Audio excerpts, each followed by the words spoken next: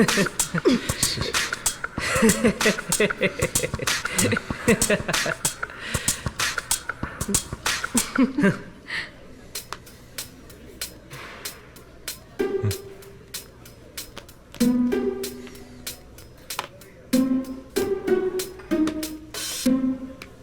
కిషోర్, మా అందరికి 3 హాట్ కాఫీలు తీసుకురా. నేనేమి వెయిటర్ని కాదర్శన. నిన్నిలాంటి డ్రెస్ లో చూసిన ఎవరైనా నిన్ను వెయిటర్ అని కాకుండా కాలేజ్ కి ప్రిన్సిపల్ అనుకుంటారా? తమతో పాటు చదువుకుంటున్న తోటి స్టూడెంట్ అనే కనికరం కూడా లేకుండా అర్చన కిషోర్ తో ఇంతలా ఎందుకు ప్రవర్తిస్తుంది? కిషోర్ ను వారు ఇంతమంది ముందు అవమానించినా మిగతా వాళ్ళు ఎందుకు చూసి చూడనట్లు నటిస్తున్నారు? కిషోర్ చేసిన తప్పు ఏంటి? బాబు, ఇది మాలాంటి రేంజ్ ఉన్న వాళ్ల క్యాంపస్. నీలాంటి లోకల్ గాడికి ఇక్కడ అడ్మిషన్ రావడం నీ అదృష్టం అనుకున్నావేమో, కానీ ఈ క్యాంపస్ ఎప్పుడూ నీలాంటి వాళ్లది కాదు అని గుర్తుంచుకో. అర్చన, నేనైతే గొడవ పడాలనుకోవట్లేదు. నేను ఇక్కడ ఉండడమే మీకు ఇబ్బంది అయితే నేను వెళ్ళిపోతాను. నీకేం ప్రాబ్లం ఉండదు. పోపో, మళ్ళీ మా కంటికి కనపడకూడదు. అర్చన, వీణ్ణి ఇంత తేలిగ్గా వదిలేయకూడదు. నువ్వు టెన్షన్ తీసుకోకు. వాడికి సరైన గుణపాఠం చెప్పడానికి నా దగ్గర మంచి ప్లాన్ ఉంది.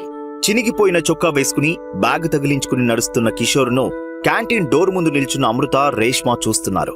ఈ అవమానాలు కిషోర్కి కొత్తేమీ కాదు. ఈ కాలేజీలో కిషోర్ లాంటి బీద విద్యార్థుల్ని ఎప్పుడూ ఇలానే తక్కువ చేసి చూస్తారు.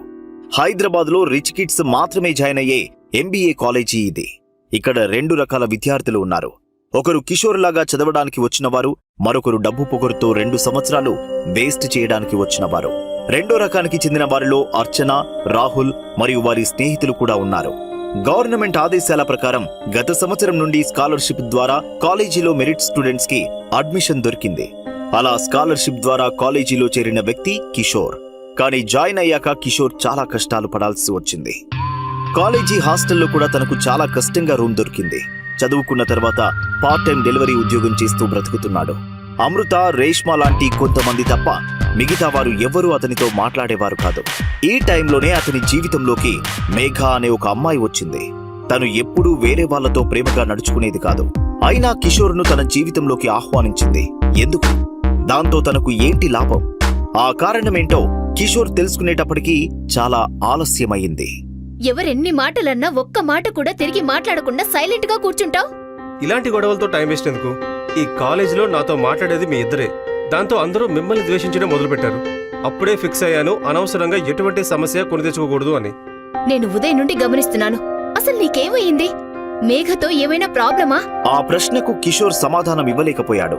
ఎందుకంటే మేఘాకి తనకి మధ్య ఏం జరిగిందో అందరికీ తెలిస్తే అది తనకంటే ఎక్కువగా మేఘా జీవితానికి హాని చేస్తుంది అని కిషోర్ చాలా బాధపడ్డాడు.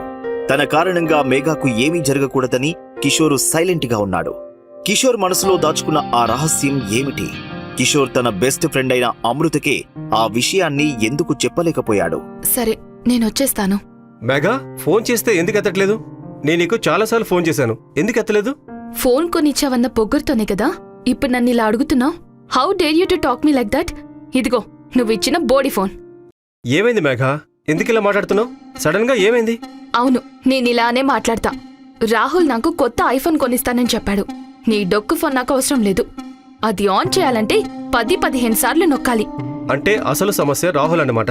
నిన్న రాత్రి రాహుల్తో రూమ్ బుక్ ఎందుకు చేసుకున్నావు? నేను చెప్పలేదు కదా, నా బర్త్డే సెలబ్రేట్ చేయడానికి వెళ్ళాను. రాత్రి హోటల్లో రూమ్ బుక్ చేసి బర్త్డే సెలబ్రేట్ చేసుకున్నారా? బెలూన్ ఆర్డర్ చేయకుండా? అది డెలివరీ చేయడానికి వచ్చింది నేను కాబట్టి నాకు తెలిసింది, లేకపోతే... నిన్న రాత్రే నీకు అర్థమైంది కదా. నువ్వేం చేసినా నాకు ఎలాంటి సమస్య లేదు. ఇకనైనా నా జీవితంలో నుంచి వెళ్ళిపో. ఒక్క నిమిషం. ఏంటి? ఒక రోజులో ఇంతలా ఏం మారింది? జీవితంలో ప్రయారిటీస్ మారుతాయి. నీకది అర్థం కాకపోతే నేనేం చేయలేను. ప్రయారిటీస్ మారడం వల్ల ఇప్పుడు రాహుల్తో తిరుగుతున్నావా? ఒకప్పుడు వాడు నీ వెంట తిరిగితే నువ్వు పట్టించుకోలేదు కదా. అరే పిచ్చోడా, నీకింకా విషయం అర్థం కాలేదా? నేనతని ముందు కావాలని అన్నట్టుగా ప్రవర్తించాను. నీలాంటివన్నీ ఎవరో ఒకరిని నా వెంట తిప్పుకుంటే అతని ఈగో హర్ట్ అవుతుంది. అందుకే అతను నా వెంట పడ్డప్పుడు నేను పట్టించుకోలేదు. కానీ నాకు అతని లిస్ట్లో ఉండే అమ్మాయిల్లో ఒక దానిలా ఉండడం ఇష్టం లేదు. ఎందుకంటే మేఘా ఈజ్ ఆల్వేస్ స్పెషల్. సరే, నాకు రాహుల్తో లంచ్ డేట్ ఉంది. బాయ్.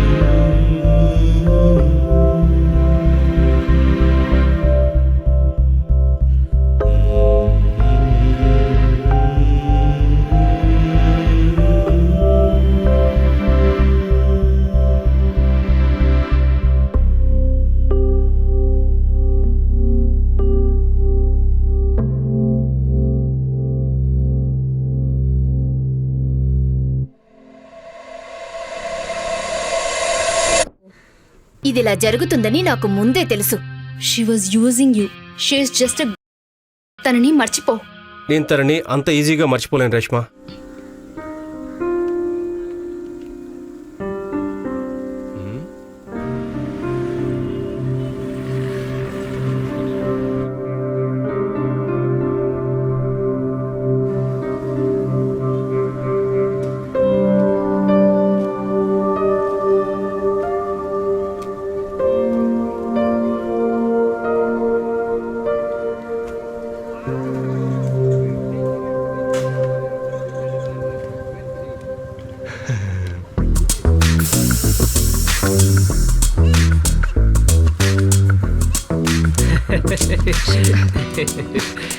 ఏమంటావ్?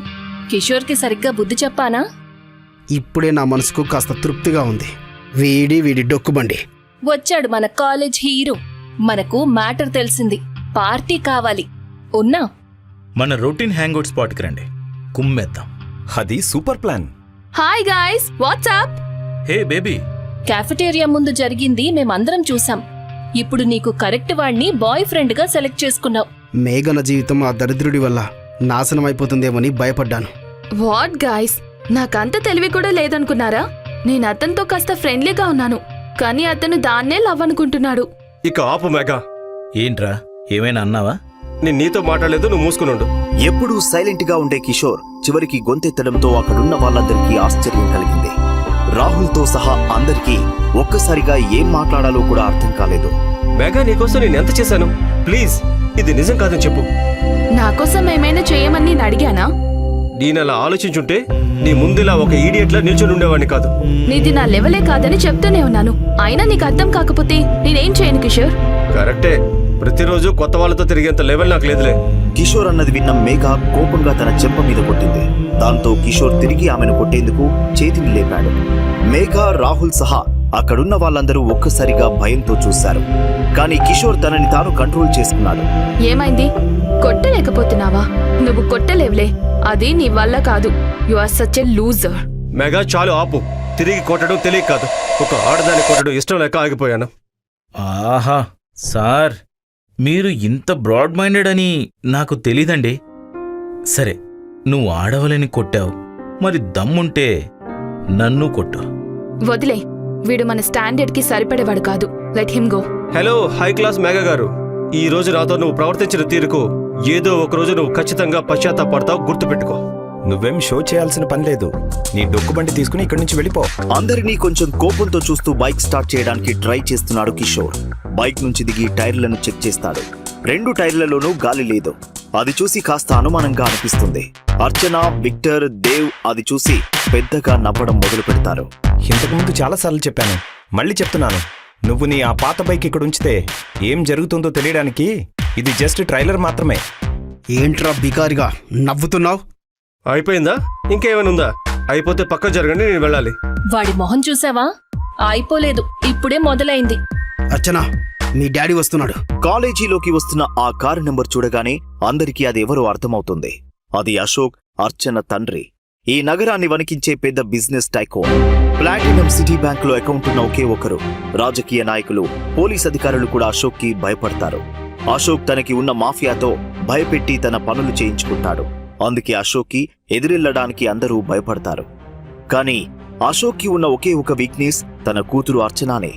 అర్చన, మమ్మల్ని అశోక్ సార్కు ఇంట్రడ్యూస్ చేయవా? నేనే సరైన టైంకి చూసి చేస్తాన్లే. నువ్వు ఎప్పుడు ఇదే అంటావు.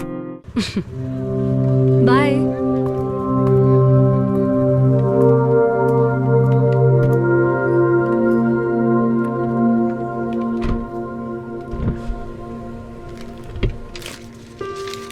ఇదిగో తీసుకో.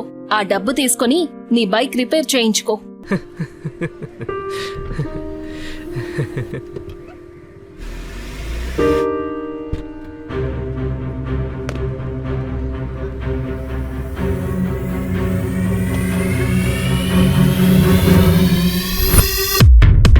He's the man, a secret millionaire, humble disguise, the silent tycoon, a low-key lifestyle, a high-stakes game, the king of the streets. Archana father Ashok అలా కిషోర్ ముందు వంగి నిలబడడం చూసి ఆశ్చర్యపోయింది. కేవలం అర్చన మాత్రమే కాదు, కాలేజీ మొత్తం షాక్ లో ఉంది. ఇప్పటి వరకు అశోక్ ఎవరికీ ఇలా నమస్కరించడం వారు చూడలేదు. కిషోర్ సార్, మీరు కూడా ఈ కాలేజీలోనే చదువుతారా? అర్చన ఏదో తెలియక మీతో అలా ప్రవర్తించింది. దయచేసి మమ్మల్ని క్షమించండి సార్. వాట్స్ హ్యాపెనింగ్ హా? అర్చన, సార్కి సారీ చెప్పు. నేను సారీ చెప్పాలా? డాడీ మీరేం మాట్లాడుతున్నారు? వీడికంత సీన్ లేదు. అసలు ఈయన ఎవరో నీకు తెలుసా? మిస్టర్ అశోక్, పర్వాలేదు, వదిలేయండి. ఆమె తెలియక చేసింది, నో ప్రాబ్లం. కానీ సార్, మీరిక్కడ ఇలా, అది కూడా బైక్ పైన, నాకు అర్థం కావడం లేదు సార్. కొన్ని విషయాలు అర్థం కాకపోవడమే మంచిది.